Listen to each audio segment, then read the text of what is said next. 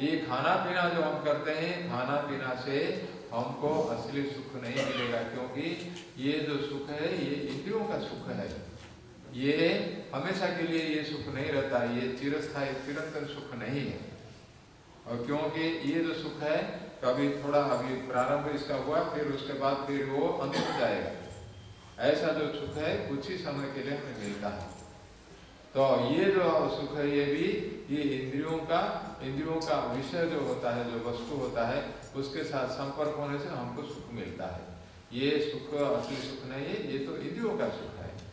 इंद्रियों का सुख आंख से हम अच्छी चीज देखने से हमें थोड़ा आनंद मिलता है, कान से भी वैसे अच्छे को सुनने से हमें अच्छा आनंद मिलता है। ये सब इंद्रिय सुख है, कुछ ही समय के लिए, क्षणिक। एक दिन इसका प्रारंभ हुआ है, दूसरे कुछ दिन बाद इसका अंत हो जाएगा, तो इसके लिए ये असली सुख नहीं है। भगवान गीता में बोलते हैं, ये ही संस्पर्शजा भोगा दुख जो न एवते आद्यंतवंत कौन्तेय नौतेषु रमते दुधा। संसार में हमें जो सुख मिलता है ये क्या होता है? इंद्रियों का जो विषय होता है, इसका जो संपर्क होता है, उसी से ये सुख प्राप्त होता है। इसको संस्पर्शजा भोगा बोल के भगवान ने कहा है। ये जो संस्पर्श इंद्रियों का संस्पर्श से जो हमें भोग मिलता है, क्या है? ये सुख का कारण नहीं है, ये तो दुख का कारण बनता है। दुख जो न एवते, ये दुख का कारण है, इसी से दुख का ये उपज होता है, दुख इससे उत्पन्न होता है, ये दुख का कारण बनता है। इसलिए और फिर क्या है? आद्यंतवंत, आदि में इसका एक आदि है और उस कुछ समय बाद इसका अंत होगा। तो ये जो ऐसा सांसारिक सुख है, एक तो दुख का कारण है, दूसरा है कुछ ही समय के लिए होता है। तो ये कैसे सुख हमें, इसमें क्या होगा? इसलिए वो बोलते हैं कि भगवान बोलते हैं, जो दिमाग वाले जो व्यक्ति हैं, जो बुद्धिमान व्यक्ति जो है, जो ज्ञानी व्यक्ति जो है, वो विद्वान इसी में वो नहीं फंसते हैं, इसी में आनंद नहीं लेते हैं। यही अच्छा आनंद है, यही अच्छा सुख है, ऐसे कभी नहीं सोचते हैं। ऐसे बोल के भगवान बोलते हैं। क्यों? ये जो इंद्रिय सुख होता है, इसके कैसे ये दुख का कारण होता है? इंद्रियों का जो सुख होता है उसमें क्या है, हमको तो थोड़ा अच्छा लगता है। जब अच्छा लगता है उसके प्रति हमारी आसक्ति होती है। जब आसक्ति होती है, हम चाहते हैं और ज़्यादा से ज़्यादा हमें ऐसा सुख होना चाहिए। कैसे सब इसको ऐसे हमेशा ऐसा ही सुख मिलता रहेगा, कैसे होगा? ये नहीं हो सकता है। इसका माने कुछ ही समय के लिए मिल सकता है। दूसरा बात है, ये जो सुख जो है, इसी में अगर हम ज़्यादा फंसेंगे, ये तो हमारा दुख का कारण होता है। रोग व्याधि इससे होगा। मान लीजिए आपको रसगुल्ला खाने के लिए अच्छा लगता है, सबको लगता है। जो जिनको डायबिटीज है, जो ये रसगुल्ला नहीं खाना चाहिए, मीठी चीज नहीं खाना चाहिए, उनको ज्यादा अच्छा लगता है खाने के लिए। ये भगवान की कैसे पाया है? जो जिनके लिए जो हानिकारक है उसी में उनकी रुचि ज्यादा होती है। तो इस क्या है, और इसमें क्या होगा? यही मीठा जो है वो जो बीमारी उनके लिए तो दुख का कारण बनता है। दूसरी बात है, रसगुल्ला आप खाएंगे, एक खाने से आपको अच्छा लगेगा, 2 खाने से हाँ ठीक है, अच्छा है, 3 अगर रसगुल्ला खाएंगे तब क्या होगा? नहीं अब इतना अच्छा नहीं खाने से भी चलेगा। और चौथा रसगुल्ला जब जाएंगे तो अरे भाई हमें और नहीं चाहिए, क्योंकि आपका मुंह जो है और इतना मीठा हो जाएगा। तो फिर रसगुल्ला का जो है उसमें जो जितना मीठापन है, जो स्वाद है, वो फिर हमको नहीं मिलेगा नहीं होगा। 3, 4 या 5, 6 देने से आपको खाने को अच्छा लगेगा? कोई नहीं खाए। और उतना ही नहीं है, ज्यादा अगर खाएंगे पेट में बीमारी उससे आएगी। वो क्या हो? डायरिया हो सकता है, उल्टी आ सकती है, इतना कुछ हो सकता है। और ज्यादा खाने से फिर डायबिटीज होगा। ये भी है। तो ऐसा सब है। ये कैसे ये सुख का कारण है? देखिए, संसार में जो विषय है ये सुख का कारण नहीं। इंद्रियों का जो सुख है ये इसका असली सुख का कारण नहीं है। ये इंद्रियों की तृप्ति है, ये असली सुख नहीं है। ऐसे बोल के तो ये दुख का कारण है बोल के भगवान बोलते हैं। तो संसार का जो सुख है ऐसा ही सुख है। और इसलिए इसके साथ साथ ये तो इंद्रियों का सुख जो है ऐसा है, और दूसरे जो है संसार में हमें कितने दुख भी हमको भोग करना पड़ते हैं। बहुत सारे दुख भी ये आता है। जन्म लेने से हमको कितना दुख होता है आप सब जानते हैं। तो छोटा बच्चा जब होता है, हमारा उस समय तो ज्ञान नहीं रहता है, लेकिन छोटा बच्चा को कितना कष्ट होता है, वही जो माता पिता बाकी सब बंधु लोग को आप ही सब देखते हैं। दुख होता है तभी तो बच्चा रोता है, नहीं तो क्यों रोना है, कुछ भी कारण होगा, इसलिए वो उसमें ये उसको ये दुख होता है, कष्ट पीड़ा होता है, बोल नहीं पाता है। वो क्या कष्ट है, खुद को कष्ट ही वो समझता है, लेकिन बोलने के लिए उसकी शक्ति नहीं है, क्योंकि वो छोटा बच्चा तो नहीं बोल सकता है उस समय। तो क्या है, नहीं बोल पाता है, ऐसा दुख कष्ट से वो बच नहीं सकता है, सिर्फ रोना है, कितना कष्ट होता है। इसलिए जन्म संसार में लेने से कितना कष्ट है, और जन्म लेने से फिर माता के गर्भ में होने से वो कितना कष्ट है, वो भी अलग बात है। माता के गर्भ में जब बच्चा रहता है उसको कितना कष्ट होता है, उसी समय वो जो बोलते हैं कि ये उसका ज्ञान होता है। बच्चा जब पेट में, माँ के पेट में होता है, उस समय जब 7 महीना या 8 महीना जब हो जाएगा, उसी समय उसका भगवान की कृपा से उसको ज्ञान आ जाता है, प्राप्त होता है। वो पिछले जन्म कितने सब है वो सब उसके सामने टीवी जैसा सब उसको याद आता है, वो उसको याद कर सकता है, उसी के याद में वो सब आज स्मृति आती है। वो जब आती है उसको सोता है, ये तो एक बार तो वहाँ बैठ हुआ पेट में रह के कितना कष्ट उसको मिलता है, क्या कष्ट मिलता है, वो कष्ट रहता है कि अगर आप उसको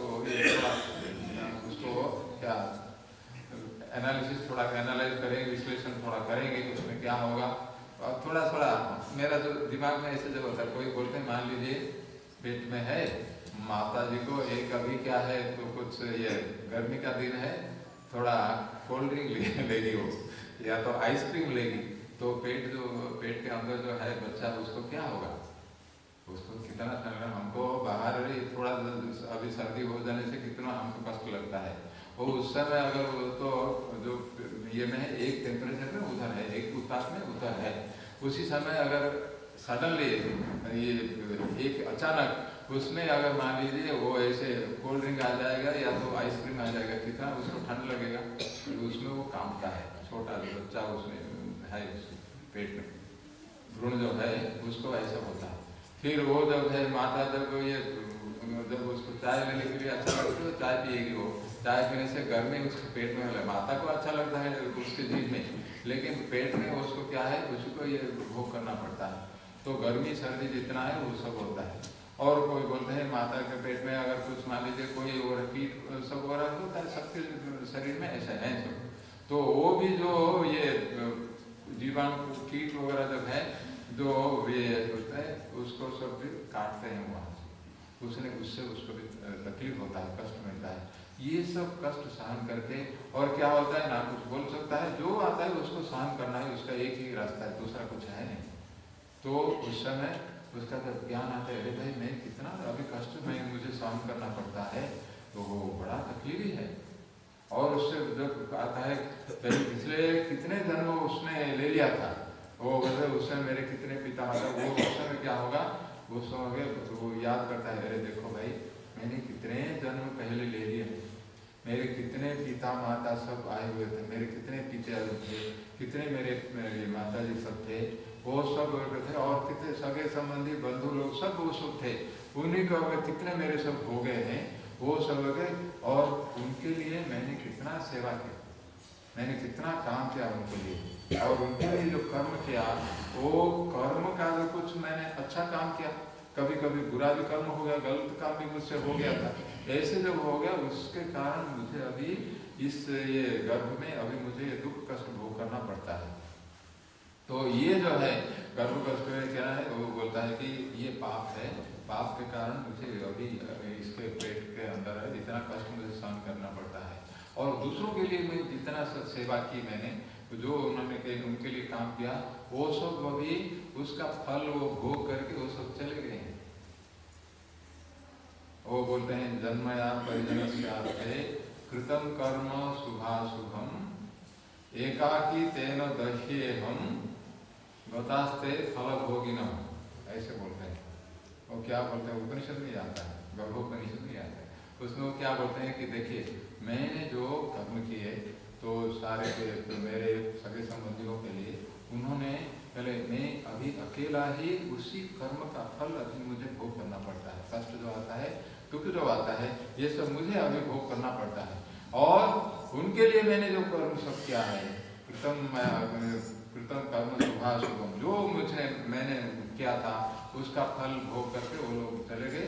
अकेला मैं अभी गर्भ में, अभी मुझे कितना कष्ट होता है। तो और उस समय वो बोलता है कि अगर मैं ये माँ के गर्भ से मैं निकल जाऊंगा, मुक्ति प्राप्त कर लूंगा, बाहर आ जाऊंगा, उसके बाद मैं भगवान को मैं ये करूँगा, स्मरण करूँगा, भगवान की आराधना करूँगा। तो वो बोलता है यदि योन्या प्रमुच्येहम तत्प्रपद्ये नारायणम, ऐसे बोलता है। यदि योन्या प्रमुच्येहम तत्प्रपद्ये महेश्वरम, ऐसे बोल के उसको निश्चय करता है, उसको ज्ञान कैसे आ जाता है उससे। वो बोलता है कि अगर मैं ये अभी ये से माँ के गर्भ से अगर बाहर निकल जाऊंगा, तब मैं भगवान को मैं शरण लूँगा, भगवान को मैं उपासना करूँगा, पूजा करूँगा, भजन करूँगा, ऐसे बोल रहा था। लेकिन उसके बाद क्या होता है, वो जब जन्म लेता है उसी समय सब कुछ भूल जाता है। और भगवान की जो है उस समय तो जन्म के समय कितना कष्ट उसको होता है, और फिर और जब होता है भगवान की माया से फिर जब संसार में आ जाता है, पूरा के पूरा वाशा उठ जाता है। और उतना जितना सब ज्ञान था उस समय, इतना उसको विवेक विचार इतना सब था, वो सब कुछ भूल जाता है, कुछ उसकी याद बिल्कुल नहीं रहता है। तो इसलिए जब हुआ था यहाँ मूर्ख होके, मूढ़ होके यहाँ जन्म लेता है उस और संसार में फंस जाता है, अज्ञान हो जाता है और फिर संसार में फंस जाता है। तब देखिए जन्म के कितना कष्ट होता है, माता के गर्भ में कितना कष्ट होता है, जन्म के बाद कैसे उसका सारा ज्ञान चला जाता है, और उसके बाद भी कितना कष्ट भोगना पड़ता है, छोटा बच्चा जो कि कुछ नहीं जानता है। तो ये जन्म ही किसका दुख का कारण होता है। उसके बाद हमको फिर मृत्यु है, मृत्यु है, एक दिन हमको मरना है। मरने के लिए मरने समय कितना हमको कष्ट होता है, जो मरते हैं उनको पता होता है, हमको तो पता नहीं, लेकिन शास्त्रों में ये सब कहा गया है कि मरने वाला का कितना कष्ट होता है। क्योंकि मरने से अगर हमको आनंद मिलता है, अब सबको ही चाहेगा हम चले मरेंगे, अभी कोई बोलता है अभी हम मरेंगे, हमारे मन में कोई अभी इच्छा है कि हम सब मरना चाहते हैं, एक भी नहीं मरना चाहता है। क्यों? संसार हमको अच्छा लगता है, संसार में बहुत कुछ होते हैं, अज्ञान अभी है हमारा, तो विवेक विचार नहीं, इसलिए संसार हमको अच्छा लगता है, कोई मरना नहीं चाहता है। क्यों? मरने से अभी संसार में जो सब मिलता है उसको सब छोड़ के हमको जाना पड़ेगा हमेशा के लिए। अपने जितने आत्मीय स्वजन है, जो प्रियजन है, उनको छोड़ के हमको जाना पड़ेगा। तो फिर वो उनके लिए भी वियोग होगा, हमारे लिए भी वियोग होगा, इसलिए कोई उसको नहीं चाहता। और दूसरी बात है कि जब हम मरेंगे तो उस समय क्या होगा, ये तो शरीर भी हमारा चला जाएगा, शरीर के माध्यम से हमें जीवन मिला है, इससे हम जो कुछ काम करते हैं वो फिर से बाद में नहीं करने के लिए नहीं मिलेगा। तो ये भी शरीर का हमारा चला गया, तो फिर क्या होगा पता नहीं, क्या होगा, भरोसा क्या है। ऐसा जब कुछ है, कोई मरना नहीं चाहता। और दूसरी बात है, हमको ये तात्विक ज्ञान क्या है इसमें, जब जीव संसार में रहता है उसी को ये अपने शरीर के साथ एक निविष्ट संबंध हो जाता है। वो मानता है कि ये शरीर हमारा है, मेरा ही, हम सब वही मानते हैं, ये शरीर मेरा ही है। और ये शरीर के साथ हमारा इतना संबंध हो जाता है, ये शरीर को छोड़ना हम नहीं चाहते, क्योंकि शरीर का अंत होना तो हमारा मृत्यु होती है। तो इसलिए शरीर को छोड़ने के लिए हमको अच्छा नहीं मानते हैं। तो ये बात है। दूसरी बात है, जब जीव प्राण त्याग करेगा, संसार से शरीर को छोड़ के जब जाएगा, उस समय उसको बहुत तकलीफ होता है, बहुत कष्ट होता है। जन्म के समय जैसा जितना कष्ट होता है, वैसे मरने के समय उसको दूसरे ढंग का कष्ट होता है। उसको क्या कष्ट होता है उस समय, वो बोलते हैं कि शास्त्रों में ऐसा आता है, मान लीजिए जो कुछ ये बिच्छू जो है, बिच्छू काटने से हमको कितना ये जलन होता है, ये हम सब जानते हैं। और बिच्छू अगर काटेगा, किसी को पसंद नहीं, हमको अच्छा नहीं लगता, उससे तकलीफ होता है।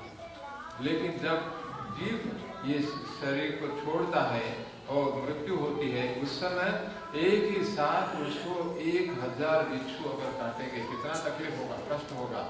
कितना जलन होगा, वो सब वैसे ही उसको होता है जब जीव इस शरीर को छोड़ता है, क्योंकि जीव के प्रति उसकी आसक्ति है, इस शरीर के प्रति।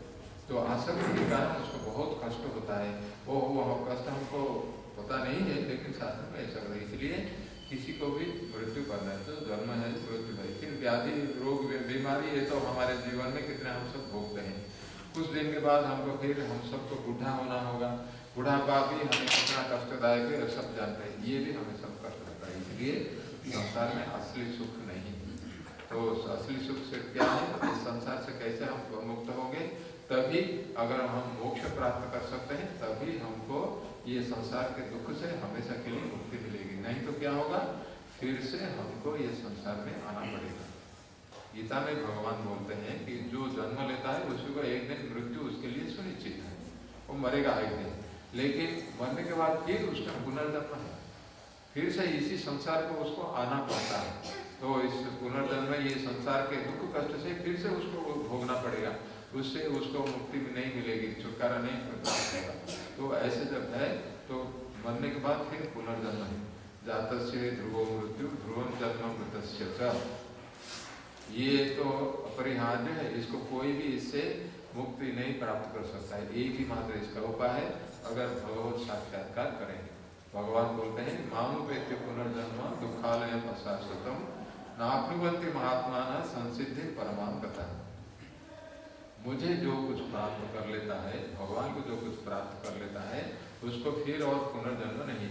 ये जो पुनर्जन्म है ये तो दुख का भंडार है, दुखालयम, और अशाश्वत है। ये संसार का जो अंत जिस समय है कुछ ही समय के लिए रहेंगे, कुछ दिन के लिए हमको छोड़ के जाना पड़ेगा, तो ये अशाश्वत है। ऐसा जो है दुख से प्राप्त करने के लिए एक ही उपाय है, भगवत साक्षात्कार। तो भगवत साक्षात्कार ही होता है। और नहीं तो यहाँ से हम जहाँ पर भी जाएंगे वहाँ वही होगा, फिर कष्ट होकर फिर से हमको इधर आना पड़ेगा। आब्रह्म भुवनालोका पुनरावर्तिनोर्जुन मामुपेत्य पुनर्जन्म न विद्यते। ऐसे मामुपेत्य तो गमते हैं पुनर्जन्म न विद्यते। ये बोलते हैं यहाँ से स्वर्ग को जाने से भी हमको पुनर्जन्म फिर से आना ही है।